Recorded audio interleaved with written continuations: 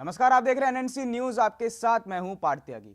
The king of good times के नाम से मशहूर विजय माल्या का बैंकों से 9,000 करोड़ रुपए का कर्ज, उसके बाद बिना किसी को इत्तला किए विदेश चले जाना, सोशल मीडिया पर आमजन द्वारा भगोड़ा करार दिया जाना और उसके बाद इस मुद्दे का राजनीतिक रंग ले लेना कहीं ना कहीं ये दर्शाता है कि the king of good times का शायद अब बैड टाइम आ चुका है।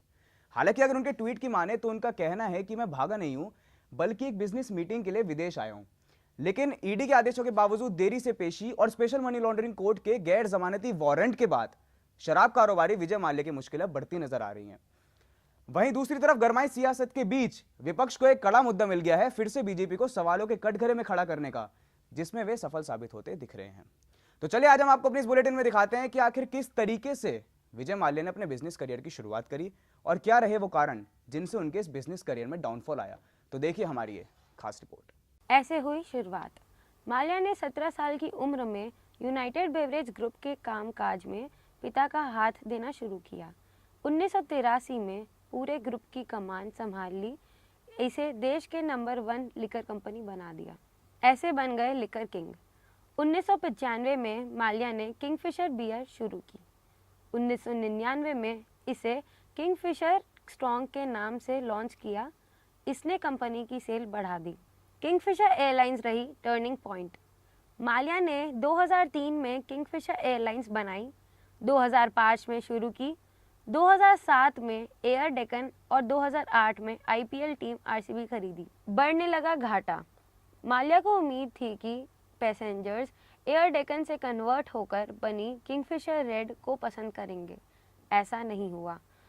किंगफिशर ग्रुप की कॉस्ट बढ़ती रही।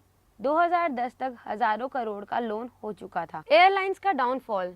जिस किंगफिशर एयरलाइंस में 2008 से लेकर 2009 में रिकॉर्ड 10 लाख पैसेंजर्स ने ट्रैवल किया था, वह अक्टूबर 2012 में बंद हो गई। King of good times Mallya मार्च 2016 तक 9,000 करोड़ के कर्जदार हो गए। भले ही माल्या पर 9,000 करोड़ का कर्ज हो, पर विजय माल्या अपनी सहूलियतों और ऐशो आराम से बिल्कुल समझौता नहीं करते। डाउनफॉल से पहले आइए उनके लाइफस्टाइल के बारे में थोड़ी चर्चा करते हैं। माल्या की लाइफस्टाइल। विजय माल्या पार्टियों के लिए बेहद मशहूर है।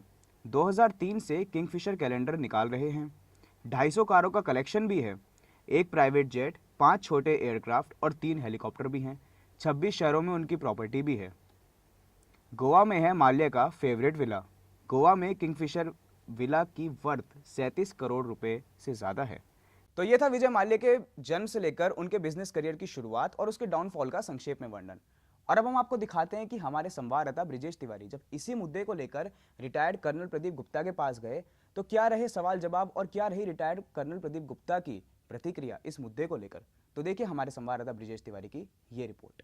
इस समय हमारे साथ मौजूद हैं भूतपूर्व सैनिक कर्नल गुप्ता। तो इनसे मेरा पहला सवाल है कि विजय माल्या ने जो 9,000 करोड़ का कर्ज लिया है उसमें ज़्यादातर बैंक राष्ट्रीयकृत हैं, तो इससे भारत की अर्थव्यवस्था पे क्या असर पड़ेगा?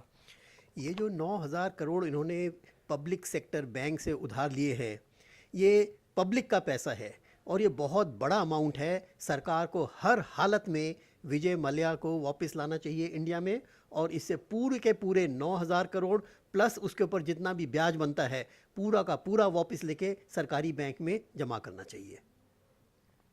9,000 करोड़ को 6,000 करोड़ के सेटलमेंट के रूप में तब्दील कर देना कहाँ तक सही है? ये बिल्कुल सही नहीं है। 3,000 करोड़ एकदम ऐसे माफ़ नहीं किए जाने चाहिए, नहीं तो आगे से हर व्यक्ति यही करेगा, 1,000 करोड़ लेगा और बोलेगा मैं 500 करोड़ वापस करता हूँ, बाकी माफ़ कर दो। तो ये किसी भी हालत में ये पब्लिक का पैसा है और 3,000 करोड़ किसी भी तरीके से माफ़ नहीं किए जा सकते हैं। सरकार को पूरा का पूरा 9,000 करोड़ रुपया वापस लेना चाहिए। तो जैसा कि आपने देखा कर्नल गुप्ता की क्या राय है विजय माल्या के ऊपर। इन्होंने अपना एक नागरिक होने के तौर पे जो भी इन्होंने अपना राय दिया वो एक हर नागरिक, भारतीय नागरिक के दिल और दिमाग में है कि भारत सरकार को विजय माल्या के ऊपर कोई भी रहमी नहीं दिखानी चाहिए। तो अब तक के लिए फिलहाल इतना ही। इस खबर से जुड़ी पल पल की जानकारी और देश और दुनिया की तमाम खबरों के लिए देखते रहिए एनएनसी न्यूज।